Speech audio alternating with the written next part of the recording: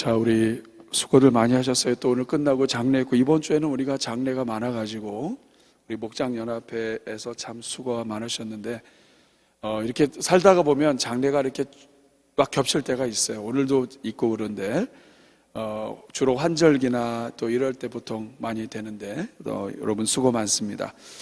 우리 주보 보시면서 같이 또 진행하도록 할게요.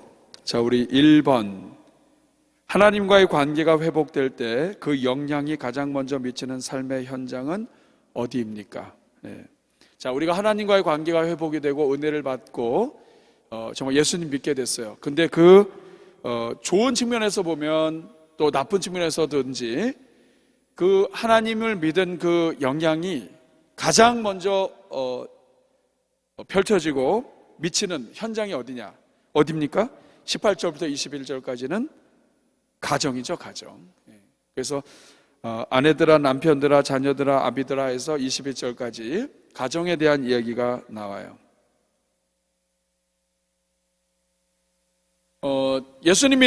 내가 예수님 믿었을 때 가정에 구체적으로 영향을 미쳤던 것들 기억이 혹시 나시나요? 자, 예수님 믿었어요. 집안 식구 중에 누가 예수님 믿었어요. 그러면 가정 안에서 어떤 일들이 일어나나요? 어떤 일들은 여러분의 경험을 하시면 돼요. 이렇게 질문하면 좋겠습니다. 내가 처음 예수님 믿고 나서 가정에 어떤 영향을 미쳤습니까? 자, 좋은 영향이 있고 나쁜 영향도 있죠. 좋은 영향은 뭐예요? 집에서 가장이 예수님 믿었어요. 오늘부터, 이번 주부터 우리는 제사가 없다. 이런 것들을 할 수 있겠죠. 반대로 집안 전체의 아버지도 있고 다 유교고 불교예요. 도교. 그런데 딸이나 아들이, 그것도 막내가 힘없는 애가 예수님 믿었어요. 제사 드릴 때 안 드린다고 했다가 얻어맞기도 하고요. 이런 모든 삶의 영향, 그러면서 믿음을 가지고 한마디 하는 모든 게 집안 식구들한테 다 영향이 되죠. 이런 일들을 서로 나누시면 좋을 것 같아요. 내가 예수님을 믿고 나서 가정에 어떤 영향이 있었습니까? 어떤 영향을 미쳤습니까? 이런 것들을 후속 질문으로 할 수 있습니다. 1번에 가장 먼저 미치는 삶의 현장은 가정이고, 그 다음에 이어지는 질문으로 내가 당신이 예수님을 믿고 나서 가정에 어떤 영향들이 펼쳐졌습니까? 이런 일들을 함께 나눠주면 좋겠어요. 아무런 영향이 없을 수도 있어요. 나만 조용히 가서 이렇게 예배드리고 조용히 와서 이럴 수도 있어요. 네, 처음에는 그럴 수 있어요. 그런데 어느 정도 믿음이 깊어지고 하나님의 영이 임하면 가만히 있질 못하게 돼요. 그때부터는 교회 와서 울든가, 너무 집안이 철벽 같으면 교회 와서 새벽마다 울든가, 그렇죠? 이런 일들이 일어나는데, 여러분 집에서 아무 말 하지도 못하고 교회 와서 울기만 해도 이건 영향의 시작이에요. 왜냐하면 하나님 앞에 울면 누가 들으세요? 하나님이 기도 들으세요. 그리고 하나님께 기도하는 것은 하나님이 들어주실 수밖에 없다고요. 그러니까 시간 문제지 영향을 미치기 시작하는 거예요. 자, 1번은 그렇게 정도 해석을 했습니다. 자, 2번, 주 안에서 남편과 아내, 부모와 자녀는 서로 간에 어떻게 대하며 살아야 됩니까? 18절과 19절에 보니까, 자, 아내는 남편을 어떻게 해야 돼요? 어떻게 하라고 그랬어요? 남편에게 복종하라.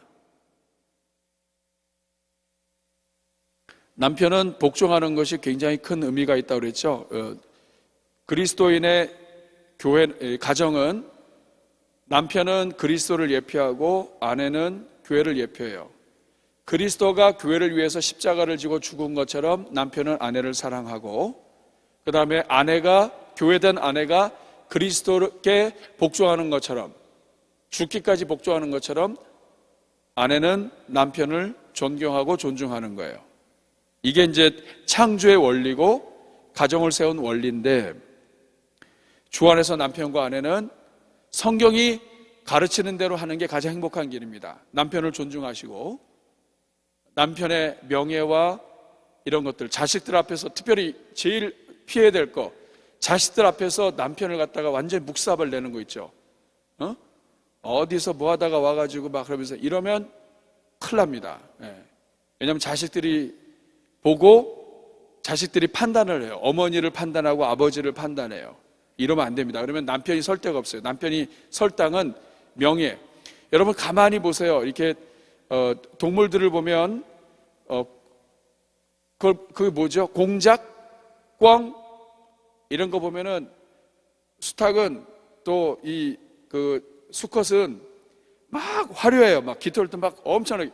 여러분 동물 중에 암컷이 기가 막히게 화려하고 수컷은 초라한 거 봤어요? 못 봤어요?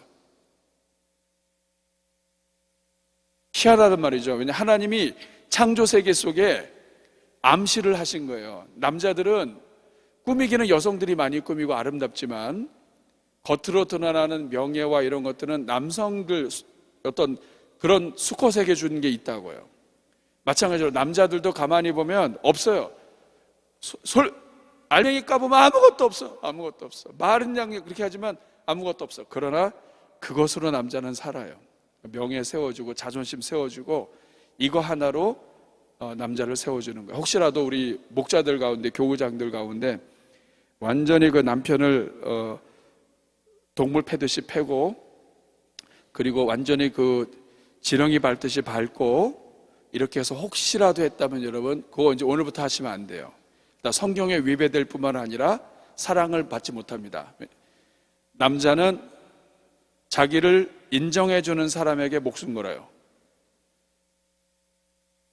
누군가가 이단이라 할지라도 자기에게 정실 부인이 아니라 할지라도 자기를 인정해주고 자기를 찾아가는 사람한테 둥지를 트고 그런 일들이 일어나는 것이 그게 남성이 갖고 있는 어떠한 영적인 특성이 있기 때문에 그래요. 그렇기 때문에 가정에서부터 남편을 세우는 것 이게 중요합니다. 말로 세우고 겉으로는 세우는데 그냥 현실에서는 이건 아니고요. 말로도 세우고 실질로도 진짜 마음으로 존경하는 것을 자꾸 해야 돼요. 여기 남성들이 있기 때문에 한 게 아니라 이게 성경의 원리예요. 그 다음에 아내들은 어떻게 해야 돼요? 남편들은 아내를 사랑해야 돼요. 여기 가로 열고 죽기까지 사랑해야 돼요. 근데 이게 서로 상호작용이에요. 부인이 남편을 존중하지 않는데 남편이 아내를 막 죽기까지 사랑한다. 이런 일은 예수님 말고는 일어나지 않아요. 우리 인간 사회에서는 어려워요. 이게 서로 주고받는 거예요. 부인이 남편을 정말 마음으로 존경하면 존경할수록 남편은 아내를 정말로 사랑하게 되어 있습니다. 이게 하나의 사이클이에요. 그래서 이거는 성경 말씀이에요. 천지를 지으신 하나님의 말씀은 항상 옳아요. 지으신 분이 사용 설명서를 가장 잘 알아요. 사역도 그렇습니다. 목회자하고 장로님들 관계도 남편과 아내의 관계랑 비슷해요. 목회자 보면 별거 없습니다, 여러분. 앞에서 이렇게 막 넥타이 하고 해가지고 막 이렇게 있기 때문에 주목받아서 그렇지 사실은 별거 없어요.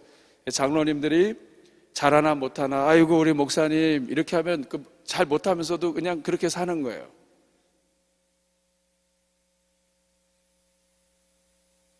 어느 관계도 다 그래요. 부서 관계도 그래요. 질서를 세울 때 진심으로 사랑하고 존경하면 부서가 살아요. 교회도 그렇고 가정도 그렇고. 근데 서로 잡아먹으면 피차 망하는 거예요.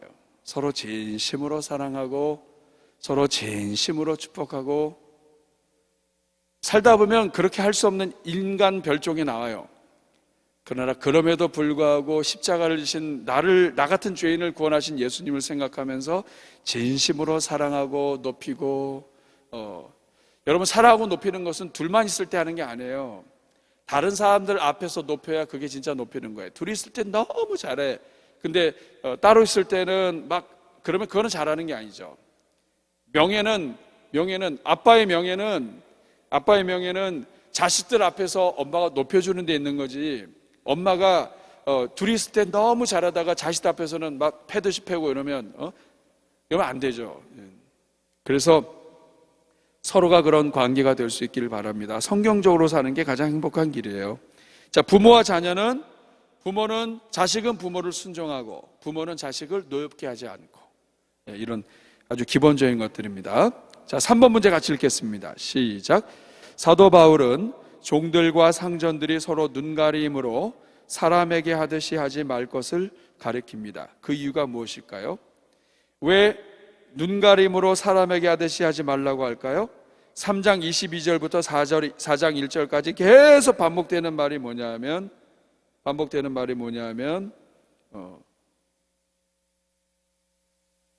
주님이 계시기 때문에요. 주님이 보고 계시기 때문에 하나님 앞에서 하라는 것입니다. 눈가림으로 사람에게 하지 말아라. 왜냐하면 하나님이 다 보고 계시다. 그게 종이나 상전이나 똑같아요.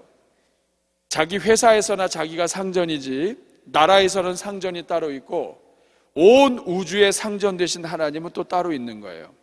그 상전 되신 하나님 생각하면서 하나님 앞에서 자기 자신을 낮추고 사람에게 하지 말고 내가 좀 힘 있다고 해서 자리 가졌다고 해가지고 내 맘대로 하지 말고 항상 남을 배려하면서 서로 상의하면서 이렇게 하라는 얘기죠. 종들과 상전들이 눈가림으로 하지 말고 하나님 앞에서 해라. 이유가 무엇입니까? 하나님이 계시다. 네. 그리고 24절에 보면 상을 주시는 분이 계시다. 모든 행한 대로 하나님이 다 갚으신다. 정리하면 그렇습니다. 하나님이 다 보고 계시기 때문에, 두 번째는 우리가 행한 대로 하나님이 상을 베푸시기 때문에, 심판하시기 때문이죠. 우리가 하나님 기뻐하지 않은 일을 하는 그 자체가 다 하나님께 심판받아요. 이것이요, 하나님 앞에 갈 때 심판이 아니라 우리 삶에 이상하게 꼬이고 이런 것들이 자꾸 생겨요. 그게 하나님이 우리를 경고하시는 거예요. 4번 문제 같이 읽겠습니다. 시작. 오늘 본문에서 가장 많이 반복되는 단어는 무엇입니까? 그리고 이 단어가 성도의 삶과 어떤 관계가 있습니까? 가장 많이 반복되는 단어가 뭐라고 그랬습니까? 주라고 하는 단어예요. 주 안에서 주와 함께, 주께, 주는 계속 주가 반복이 돼요. 이게 성도의 삶과 어떤 관계가 있느냐? 성도가 살아가는 모든 삶의 현장, 그리고 모든 관계 안에는 누가 계시다? 주님이 계시다.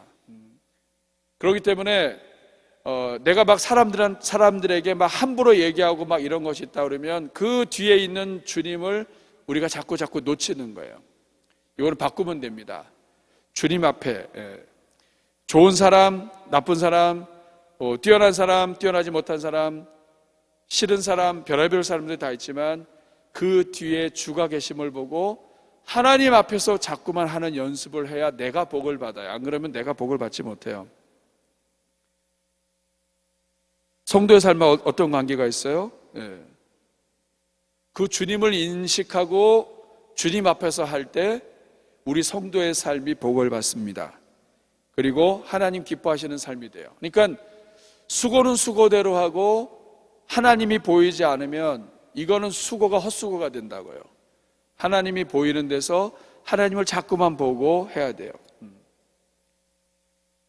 내가 볼 때는 정말 이렇다 할지라도 내가 하나님 앞에서 한 사람 한 사람을 소중하게, 목회자도 그렇죠. 어떤 분이 기도를 받으려고 한다 할지라도 그 한 분 한 분을 소중하게 정말 진심을 다해서 성령께서 나를 통해서 이분에게 기도하게 하시는 그 마음, 하나님 이 영혼 깊은 곳에 숨어있는 그 마음을 제가 헤아릴 수 있게 해주세요. 이런 일들을 해야 되는 거죠. 아주 유명한 사람이 기도를 받든 정말 새 가족이 기도를 받든 그 모든 사람들에게 하나님 앞에서 해야 되는 책임이 있는 거예요. 다 똑같습니다. 그리고 주를 보고 인식하고 하면 사람이 태도가 달라지는 거예요. 오늘 우리의 삶이 자꾸만 망가지는 이유는 하나님이 안 보이고 사람이 보이는 거예요. 그 사람을 자리에 세운 하나님은 안 보이고 그 인간의 허물만 자꾸 보이면 이게 넘어져요. 부부도 마찬가지죠. 아버지와 자식도 마찬가지예요. 그래서 우리가 기도할 때 눈을 바꿔달라고 자꾸 기도해야 돼요. 하나님 저의 눈이 좀 바뀌어지게 해주세요. 제가 지난주에도 잠깐 소개했지만 효자의 눈에는 모든 부모가 좋게 보인다는 말이 있어요. 그 뭐냐면 효자는 눈에 문제가 있는 거예요. 우리 부모가 다 좋게 보이는 거라. 근데 불효자는 모든 게 다 가시로 보이는 거라. 아유, 저것은 좀 그만해야 될 건데, 이 눈에 문제가 있는 거라. 그러니까 우리 눈을 놓고 자꾸 안수해야 돼요. 우리 오른손 들어서 눈 한번 안수합시다. 네. 눈. 하나님, 그 목포에 그 지난번에 우리 집회 때 오셨던 그 백동조 목사님은 좀 언어를 세게 할 것 같은데, 그렇죠? 대글박이라고 그러잖아요.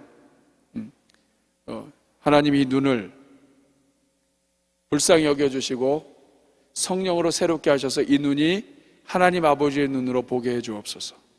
아멘. 우리가 그렇게 되기를 간절히 바랍니다. 5번 문제 같이 읽겠습니다. 시작. 3장 23절에서 사도 바울은 무슨 일을 하든지 마음을 다하여 죽게 하듯 하고 사람에게 하듯 하지 말라고 말합니다. 여기에서 무슨 일은 우리 삶의 모든 영역을 의미합니다. 당신의 삶에 있어서 정말 마음을 다하여 죽게 하듯 하기가 어려운 영역이 있으면 나눠봅시다. 이거는 이제 같이 나누면 돼요. 정말 죽게 하듯 하기 어려운 인간이 있으면 한번 좀 얘기해봐라 해가지고 서로 얘기해서 하면 되죠. 여러분, 이 목장 모임은 사실은 모일수록 좋아. 여성들이 자꾸 모여야 돼요. 남성들은 원리 원칙을 자꾸 따져요. 그러니까 좀 나누는 내용이 달라요. 여성들은 3시간 동안 얘기하고도 헤어질 때 우리 오늘 너무 중요한 얘기 하나도 못했다 그러고 헤어지죠. 다음에 또 얘기하자고 또 전화하겠다 그러고, 여성들은 하나님이 주신 특별한 은혜가 있는 것 같아요. 이렇게 아무리 얘기해도 괜찮은, 마음이 맞는 사람이 있으면 더 많이 얘기하고도 또 만날 수 있는, 여러분 주변에 그런 사람들이 있길 바라요. 교회 안에서 자꾸만 이게 자꾸 쏟아놔야 이게 병이 안 걸려요. 근데 제일 힘든 사람이 누구냐면 이거 쏟을 사람이 없는 사람이 힘들어요. 하나님 앞에서만 쏟아야 되지만 때로는 무엇을 쏟아놔도 흠이 안 되는 친구들이 있는 게 필요해요. 그러니까 그런 모임이 있으면 내가 조금 더 은혜가 되겠죠. 근데 참 너무 일을 막 열심히 하고 하는데 옆에서 이렇게 쏟아놓을 데가 없으면 참 많이 외로워요. 하나님이 여러분들에게 은혜 주시길 바랍니다. 주여, 이 목자들 교구장 쏟아놓을 사람도 하나 좀 붙여주십시오. 하나 있으면 또 힘들어요. 그렇죠? 그 하나가 피곤하고 어디로 가버리면 안 되니까 한 주에 한 선 주셔가지고 돌아가면서 쏟을 수 있게 해달라고. 자, 5번은 그렇게 영역 나누시면 돼요. 6번 문제 같이 했습니다. 시작. 내가 어느 위치에 있든지 간에 나에게 일을 주시고 고용하신 분이 바로 주님이심을 깨닫는다면 크리스찬으로서 우리 자신의 태도는 어떻게 달라져야겠습니까? 자, 목자로 세우신 분이 누구예요?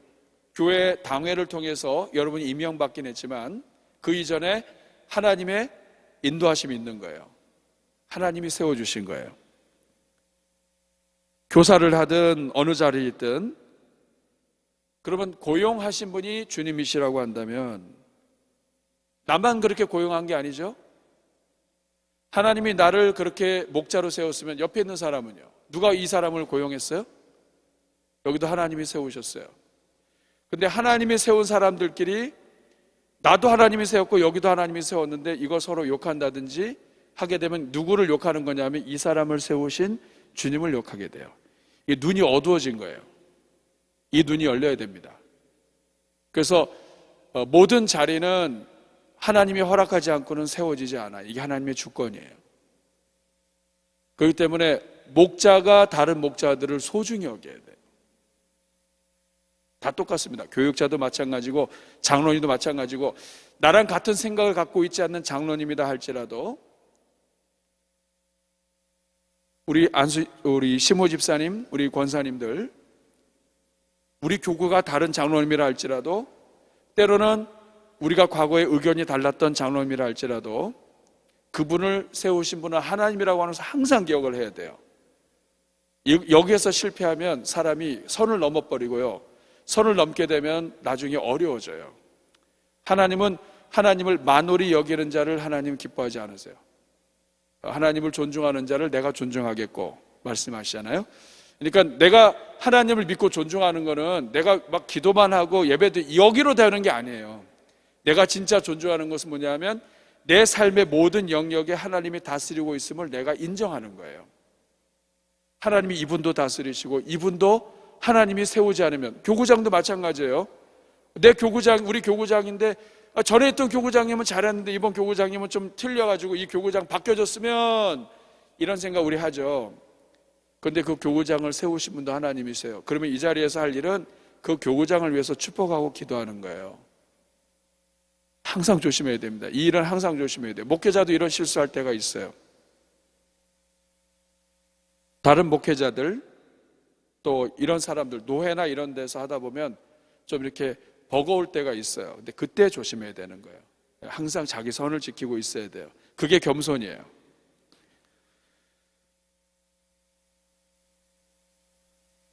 자, 6번에 내가 어느 위치에 있든지 나에게 일을 주시고 고용하신 분은 주님이세요. 우리 교회 당회를 통해서 임명했지만 우리 주님이 허락하신 거예요. 그러니까 허락하신 주님을 믿고 주님 앞에서 우리가 사역하는 거예요. 영혼들을 섬길 때도 주님이 나에게 맡겨주신 거에 감사하면서. 그 성도도 마찬가지예요. 새 가족 우리 교회 보냈어요. 여러분, 누가 보낸 거예요? 누가 보냈어요? 저는 오늘도 우리 장로님들하고 우리 새가족반 환영팀 식구들하고 같이 새가족 환영회를 했어요. 20명이 좀 넘으신 분들인데 기가 막혀요. 여러분, 우리 성도들도 이 코로나 기간 동안에 우리 교회 안 나오잖아요. 그런데 이분들이 어디서 왔는지 와서 예배 다 드리고, 그리고 새가족반 교육까지 또 다 받았어요. 이건 하나님이 보내신 거예요. 그러면 이 하나님이 보내신 것을 알고, 물론 이 중에는 이단 때문에 어떤 신천지나 이런 데서 막 잠입해가지고 온 사람도 있을 수 있죠. 근데 우리가 이 새가족반 과정을 통해서 다 걸러냅니다. 그런데 어쨌든 한 사람이 왔다면 천하보다 귀한 한 영혼이 왔잖아요. 근데 우리가 악해서 나한테 잘하는 사람은 천하보다 귀한 한 영혼이고, 그렇지 않은 사람은 천하보다 좀 덜 귀한 한 영혼이 돼가지고 이 차별을 해요. 그러면 안 되고, 천하보다 귀한 한 영혼이 왔으면 그 영혼을 소중히 여기는 거, 이거 다 보내신 분이 하나님이시라는 믿음 때문인 거예요. 하나님이 허락하지 않으면, 보세요, 공중의 새도 하나님이 허락하지 않으면 땅에 떨어지지 않아요. 이거 다 알죠? 성경 읽고 일만독해서 다 알아요. 그런데 이거 안 믿는다고요. 공중의 새도 하나님이 떨어뜨려야 떨어져요. 근데 우리가 일부러 떨어뜨리려고 하고 이런 경우가 많아요. 저주하고 다 복을 못 받습니다. 복을 받으려면 이것부터 하면 돼요. 모든 일을 주께 하듯이 하고, 그리고 하나님이 그 뒤에 계신 것을 항상 인정해야 돼요. 때로는 아주 연약한 자가 말을 해도 그걸 들을 수 있어야 되고, 이 쉬운 것은 아닙니다. 자, 말씀의 맥 잡기 같이 읽을게요. 시작. 1번, 참된 성도들은 각 가정의 남편과 아내와 부모와 자녀들 앞에서부터 하늘의 주님을 모시고 사는 자로서 믿음의 삶을 실천해야 합니다. 성도는 가정에서부터인데 이게 참 어렵습니다. 교회에서도 잘 버티는 사람이 가정에서 무너져요. 왜냐하면 가족 식구들은 우리를 잘 알아요. 어떤 단어를 쓰면 열받는지 이거 다 알아요. 그리고 과거를 다 알아요. 교회에서는 거룩한 것처럼 해도 집에서는 이 인간이 어떤 인간인지 다 알아요. 그렇기 때문에 아킬레스건을 갖고 있어서 한번 딱 하면은 한순간에 넘어지는 거예요. 교만하지 않게 하시는 하나님을 찬송합니다. 그러나 또 다른 한편으로는 그만큼 가정에서 인정받기가 쉽지 않은 거예요. 가정은 사랑으로 인정하는 곳입니다. 2번 같이 읽겠습니다. 시작. 당시의 종들은 예수님을 믿고 하나님의 자녀가 되었지만 여전히 현실에서는 종이었습니다. 영적인 신분은 바뀌었지만 여전히 종으로 살아가야 하는 자들에게 사도 바울은 주님을 섬긴다는 생각으로 각자의 상전을 섬기라고 말씀합니다. 그렇게 할 때 하늘의 상을 받게 된다고 말합니다. 결국 가정윤리와 직장윤리와 모든 대인관계에 있어서 기초가 되는 윤리의 핵심은 모든 일을 주께 하듯 하라는 것입니다. 이게 일상이죠. 일상은 모든 일을 주께 하듯 해라.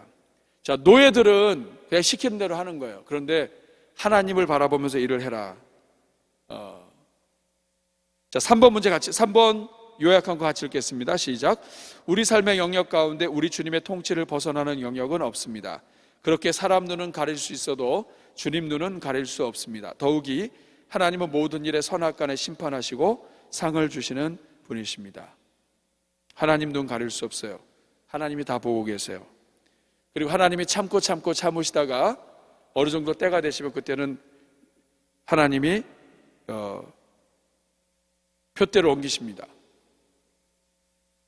조심해야 돼요. 그래서 하나님을 항상 기억을 하고 우리가 살아야 됩니다. 자, 우리 마지막 질문하겠습니다. 우리가 아내를 괴롭게 했거나 남편의 권위를 무시했거나 자녀를 분노하게 하고 낙심하게 했거나 부모를 거역한 일이 있다면, 또 이 외에도 우리가 가정 안에서, 교회 안에서, 사회 안에서, 직장 안에서 누군가를, 또 특별히 일터에서 많은 시간이 있다 보니까 또 이런 문제들이 많이 일어나죠. 이런 것이 있다면 주님께 회개하고 용서 구하는 기도를 드립시다. 이게 중요해요. 하나님은 회개하는 자에게 동이 서에서 먼 것처럼 모든 죄를 사해 주시고 은혜를 베풀어 주시는 하나님이십니다. 죄는 다 지을 수 있지만 회개하는 것은 더 중요해요. 그래서 오늘 아무쪼록 이 말씀 가지고 이번 한 주 동안에도 은혜로 살고, 특별히 이제 마지막 주가 되죠. 이제 이번 주 지나면 종강하고 하니까 계속해서 우리 인생의 남은 삶의 중심이 되고 기준이 되는 말씀으로 우리가 함께 잘 간직해서 모두가 복된 성도들 되시기를 주님의 이름으로 축복합니다. 수고하셨습니다. 우리 한번 가슴에 손을 얹고 같이 기도하겠습니다. 제가 우리 목자들 축복합니다. 하나님, 오늘의 기도를 하면서 날마다 우리 성도들을 축복하고 있습니다. 축복 받기에 합당하고 하나님의 복이 필요한 자들이기 때문에 축복합니다. 그 중에서도 이 자리에 있는 우리 교구장 목자들은 정말 하나님의 은혜가 필요하신 분들입니다. 하나님, 이들을 축복하오니 이번 한 주 동안에도 지켜주시고 힘 주시옵소서. 우리가 힘들고 지칠 때 주님께서 함께 하시며, 우리가 지쳐 넘어졌을 때 우리 주님께서 일으켜 주시고, 이번 한 주 동안에도 주님 주시는 힘으로 살게 하여 주옵소서. 어느 누구를 보든지 그 뒤에 우리 주님이 서 계심을 볼 수 있는 영의 눈이 열리게 해 주시고, 하나님이 없이 살아가는 안하무인의 삶 이제는 살지 않게 해 주시며, 우리의 눈이 열려서 어디를 가든지 먼저 기다리시고 계시는 하나님을 볼 수 있게 하여 주옵소서. 그래서 세우시는 이도 하나님이시오, 넘어뜨리는 이도 하나님이시오, 모든 것이 주님께 달려있음을 날마다 고백하다가 주님의 복을 받는 주의 종들 다 되게 해 주옵소서. 이번 한 주도 주님 손에 올려드립니다. 가슴에 손 얹고 기도하는 우리 목자들, 교구장들 건강 주시고 은혜 주시고, 이번 한 주도 평안 주시며 아버지 하나님 그 인생의 태평성대가 임하게 하시고, 하나님여 가는 곳마다 은혜로 형통케 하여 주옵소서. 예수님의 이름으로 축복하며 기도하옵나이다. 아멘. 수고하셨습니다.